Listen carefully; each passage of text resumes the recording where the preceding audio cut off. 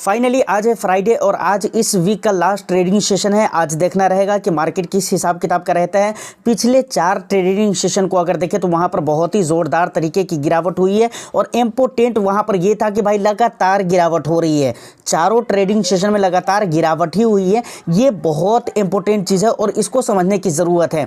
Sensex की अगर बात की जाए तो अभी तक 3000 पॉइंट्स तक के नीचे आ चुका है। उसके बाद अगर हम बात करें इन्वेस्टर्स के कितने पैसे डूब चुके हैं तो 10,500 करोड़ रुपये अभी तक स्टॉक मार्केट के अंदर, इंडियन स्टॉक मार्केट के अंदर जो निवेशक के पैसे थे वो डूब चुके हैं। इन तमाम तर मुद्दों पर हम बात करेंगे। आखिर इसके जिम्मेदार कौन है? खास तौर से हम कल की मार्केट को लेकर बात करेंगे कि कल की मार्केट में जो भाई इतनी भयानक वाली गिरावट हुई थी उसके पीछे का रीजन क्या है और इन पैसों को डूबने के पीछे के असल जिम्मेदार कौन है। असल जिम्मेदार ऊपर हमें कुछ और ही समझ में आ रहा है, लेकिन इसका असल जिम्मेदार कौन है इसके ऊपर हम डिटेल्स में बात करेंगे। साथ ही साथ हम इस चीज़ को भी जानने की कोशिश करेंगे कि आगे चलकर कैसा रहने वाला है स्टॉक मार्केट और आगे हमें कौन सा स्टेप लेने चाहिए। तो वीडियो कुल मिलाकर बहुत ही ज़्यादा इन्फॉर्मेटिव होने वाली है। एक लाइक कर दीजिए, शेयर कर दीजिए। चैनल को अगर अभी तक आपने सब्सक्राइब नहीं किया है तो चैनल को भी ज़रूर सब्सक्राइब कर लीजिए, क्योंकि इस तरह की इंटरेस्टिंग कॉन्टेंट मैं आपके लिए लेकर आता रहता हूँ। सर डायरेक्ट हम चलते हैं अपने मुद्दे पर। देखिए, पहले की जो गिरावटें थी पिछले 3 ट्रेडिंग सेशन के, कल को छोड़कर, यानी आप ये समझ लीजिए थर्सडे को छोड़कर, उससे पहले जो भी दिन थे 3 ट्रेडिंग सेशन थे उसमें जो गिरावट हुई तो वहाँ पर बहुत ज़्यादा बातें हो रही थी FII वगैरह की सेलिंग को लेकर, और ये ठीक ठाक है अपनी जगह पे, ये बातें हकीकत भी है। लेकिन कल की गिरावट की अगर बात की जाए तो यहाँ पर सबसे बड़ा रीज़न और सबसे बड़ा कारण जो रहा है वो रहा है FOMC की मीटिंग।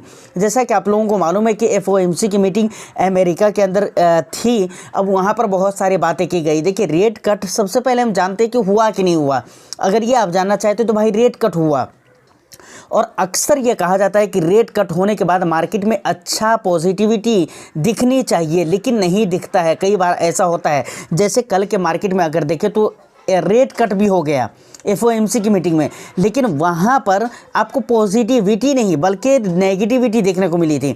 इसके पीछे का रीज़न क्या है पता है आपको? मैंने कई मर्तबा अपनी वीडियोज़ में कहा है कि भाई सिर्फ रेट कट का हो जाना ये इम्पोर्टेंट नहीं होता है, बल्कि अगर FOMC की मीटिंग में अगर रेट कट हो रहा है तो उसके साथ साथ पोवेल जी की जो कमेंट्री होती है ना वो बहुत ज़्यादा इंपॉर्टेंट होती है। तो रेट कट तो हो गया, ये एक पॉजिटिव साइन ज़रूर था, लेकिन अगर कमेंट्री को देखें तो भाई कमेंट्री बहुत ही ख़राब और बहुत ही ख़राब लेवल की कमेंट्री थी।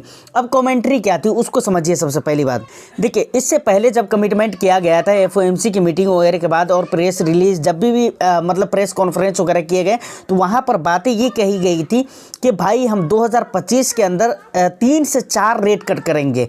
कितने रेट कट करेंगे? 3 से 4 रेट कट। देखिए, यहाँ से जो बातें मैं आपको कह रहा हूँ ना इसको समझिएगा और देखिए आगे पीछे करके, और एक दूसरे से जुड़ी हुई है बात। एक दूसरे से बात कैसे जुड़ी हुई है अब समझिएगा इस लॉजिक को ज़रा। तो क्या कहा गया था?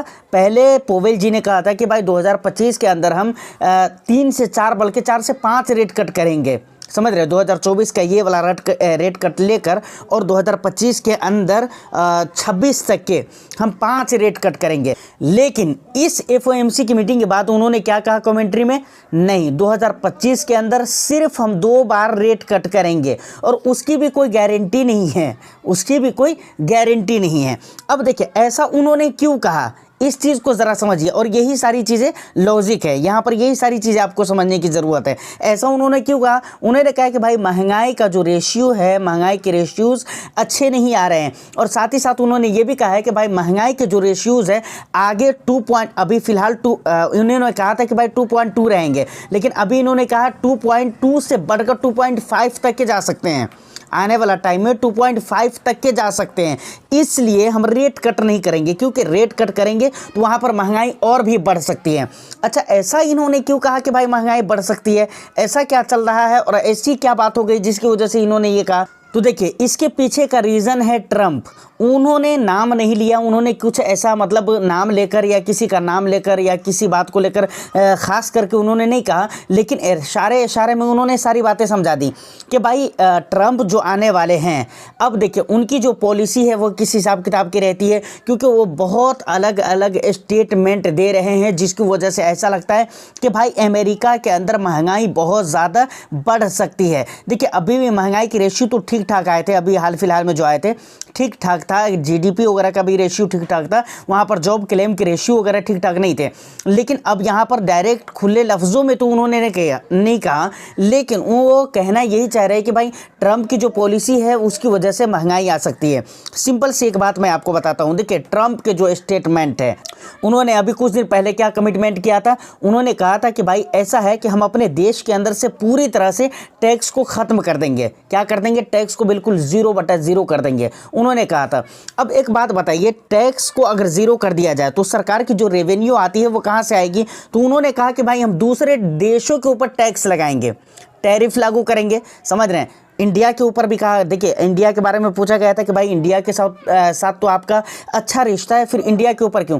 तो कहा ठीक है, इंडिया के साथ हमारा अच्छा रिश्ता ज़रूर है, लेकिन हम टैरिफ लगाएंगे भाई, जहाँ पर बिजनेस की बात आएगी। और उन्होंने साफ कहा कि अगर वो हमारे ऊपर लगाते हैं तो हम उसके ऊपर लगाएंगे, ऐसा उन्होंने कहकर बातों को टाल दिया। लेकिन पहले टैरिफ लगाने की बात तो वही कर रहे हैं ना, हर देशों के ऊपर कि हम टैरिफ लगाएंगे। तो अब अपने देश के जो टैक्स है उनको 0 कर दिया जाएगा और दूसरे देशों पर टैक्स लगा दिया जाएगा। तो अब यहाँ पर यह माना जा रहा है कि वो चीज़ें जो बाहर से एक्सपोर्ट होती है और वहाँ इंपोर्ट होती है, जैसे हमारे इंडिया की अगर बात करें तो इंडिया अपनी IT सर्विसेज को यूरोप वगैरह में ज़्यादा बेचता है, US में, यूरोप में, इन जगहों पर ज़्यादा सेल करता है, क्योंकि IT की 50% रेवेन्यू वगैरह जो कुछ भी आप कह लीजिए ना, वो सारी चीज़ें US के अंदर से आती है, समझ रहे हैं। हमारी जो IT सर्विसेज हैं इंडिया की, वो ज़्यादातर US के अंदर ख़रीदी जाती है, उसको बेचा जाता है, एक्सपोर्ट किया जाता है। कहाँ एक्सपोर्ट किया जाता है? US के अंदर, अमेरिका के अंदर एक्सपोर्ट किया जाता है। उसके अलावा और भी बहुत सारे देश हैं, जैसे यूरोप वगैरह हो गया है ना। तो अब कहते हैं कि भाई जो चीज़ें बाहर से एक्सपोर्ट होंगी और वहाँ इम्पोर्ट की जाएंगी, उन पर जो चीज़ें एक्सपोर्ट होने वाली है, एक्सपोर्ट करने वाले देश के ऊपर ये लोग टैरिफ लगाएंगे। और जैसे ही अगर ये चीज़ें लागू होती है तो सोच कर देखिए कौन ऐसा देश है जो चाहेगा कि भाई हमारे ऊपर टैरिफ लगे और हम महंगा टैरिफ दें किसी भी देश को। तो ऑफ कोर्स जाहिर सी बात है कि भाई इंडिया ही की अगर हम बात करें या चाइना की ही बात करें, तो जहाँ पर बहुत ज़्यादा एक्सपोर्ट होना चाहिए चाइना से या फिर इंडिया से, वहाँ पर ये लोग कम एक्सपोर्ट करेंगे। जैसे IT सर्विसेज हमारे यहाँ 50% अभी जा रही है US के अंदर या यूरोप वगैरह के अंदर, इन तमाम तर कंट्रीज़ को मिलाकर 50% से ज़्यादा 50-60% रेवेन्यू वहाँ से आ रहा है। तो अब इतने ज़्यादा एक्सपोर्ट नहीं करेंगे इंडिया वाले, क्योंकि कम करेंगे तो जाहिर सी बात है टैरिफ कम लगेगा, ज़्यादा करेंगे तो टैरिफ ज़्यादा लगेगा। अच्छा मान कर चलिए कि हम कम कर देंगे, अब महंगाई अमेरिका के अंदर ऐसे बढ़ेगी कि चीज़ों की डिमांड तो बढ़ेगी लेकिन चीज़ें उपलब्ध नहीं होगी। मतलब जिस मात्रा में चीज़ों की डिमांड होगी उस हिसाब किताब से चीज़ें मौजूद नहीं होंगी, जिसकी वजह से चीज़ों की कीमत बढ़ जाएगी। सिंपल सी बात है। तो कहने का मतलब है कि इंपोर्ट एक्सपोर्ट में इंटरफेयर जो कर रहे हैं ना ट्रंप, जिसकी वजह से वहाँ पर महंगाई तो बढ़ेगी ही बढ़ेगी। और पर्सनल वहाँ के जो अपने एक्सटर्नल रीज़न है, इंटरनल एक्सटर्नल जो भी रीज़न्स है वो तो है ही है। अमेरिका के अपने जो रीज़न्स होंगे महंगाई बढ़ने के वो तो होंगे ही, और साथ में ये सारे रीज़न्स भी होंगे जिसकी वजह से ये कही जा रही है कि भाई ऐसा है कि अमेरिका के अंदर बहुत ज़्यादा महंगाई बढ़ सकती है। और कुल मिलाकर बातें यही है कि कल की मार्केट के जिम्मेदार अगर देखा जाए तो डायरेक्टली पोवेल जी नज़र आ रहे हैं, लेकिन एक्चुअली में पोवेल जी इसके ज़िम्मेदार नहीं है। एक्चुअली जो ये ट्रंप की जो पॉलिसी है, उसके जो कमिटमेंट है और उनके जो आने वाले दिन हैं, उन तमाम तर चीज़ों की वजह से कल के डेट में मार्केट के अंदर इतनी ख़राब वाली गिरावट आपको देखने को मिली थी। अब फाइनली बात करें कि आखिर करना क्या चाहिए। देखिए बहुत ज़्यादा परेशान होने की ज़रूरत नहीं है। ये जो कुछ भी हो रहा है, मैं बराबर बोलता हूँ, ये शॉर्ट टर्म में ही हो रहा है। देखिए बराबर कमेंट्री होती है, तो ऐसा नहीं है कि एक मरतबा जो कमिटमेंट कर दिया गया वो तय हो जाता है, ऐसा नहीं है। जैसे पहले क्या कहा था पोवेल जी ने कि हम 2025 के अंदर 4 रेट कट करेंगे, लेकिन अभी उन्होंने कह दिया कि हम 2 ही करेंगे। इसी तरीके से आप ऐसा भी मान सकते हैं कि अभी उन्होंने 2 कह दिया, आने वाला और भी जो अगली मीटिंग होगी वहाँ पर वो 4 भी कह सकते हैं। तो ऐसा नहीं है कि जो इन्होंने कह दिया एक मरतबा वो तय हो जाता है, वो लकीरें बन जाती है, ऐसा नहीं है। तो ये चेंजेस हो सकते हैं, समझ रहे हैं ना। तो फाइनली आप ये मानकर चलिए कि भाई शॉर्ट ड्यूरेशन में ये सारी चीज़ें आपको देखने को मिल रही है, जिसे आपको घबराना नहीं चाहिए। मीडियम टू लॉन्ग टर्म के लिए अगर आप इन्वेस्टमेंट कर रहे हैं तो ऑफकोर्स आपको बने रहना चाहिए और बहुत ज़्यादा परेशान होने की ज़रूरत बिल्कुल ही नहीं है। और कल की वीडियो में भी मैंने एक चीज़ कहा हुआ था कि भाई जब जब गिरावट होती है तो यहाँ पर आप परेशान होने के बजाय आप इसको पॉजिटिव वे में ले।